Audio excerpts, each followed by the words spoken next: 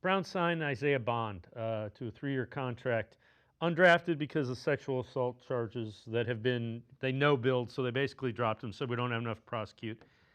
Bond only had 99 catches in 3 years at Texas and Alabama. Are you concerned about that lack of production? I mean, that's one of the things. I get he's fast. I keep having horrible flashbacks to Anthony Schwartz. Now, I think he's a better football player, but the last time we went and got a speed guy, it didn't work out very well. Yeah, I think that's well said because I've sort of said the same thing. Is that there's always this idea that teams feel they need to draft a speed guy, and because of the elite trait there, right?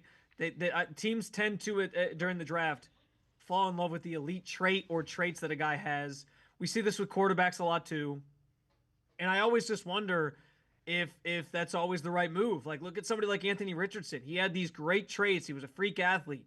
And now Daniel Jones is being chosen as the starting quarterback over him as he goes into year 3 of his NFL career as a top 5 pick in the NFL draft. It's just crazy.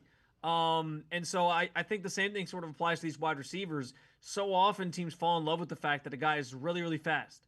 And they see that as this opportunity to tap into something and get another weapon in their offense and a deep threat and all these different things. But then rarely does it turn out that guy ends up being like the elite receiver that maybe some hoped. So I have my doubts too. I think the production, like you brought up, is concerning because I always like to say, like, yeah, the traits matter, but what did they do in the role that they were in on the team that they played for? And he was considered a number 1 wide receiver, at least last year at Texas he was, and didn't produce like a number 1 wide receiver. I know he missed a couple games due to the ankle injury, and that sort of held him back a little bit at times, but it wasn't so serious that I don't think we saw enough tape on him or anything like that. Like he played still in pretty much every game that Texas had last year. So I think the production piece along with the trait piece. It's all part of the puzzle when you're evaluating these prospects. I saw somebody shared a list of players that were similar stature and ran a similar 40 time or better 40 time than Isaiah Bond did. And the list didn't have a ton of names on there that like make you think this is going to be some diamond in the rough type thing.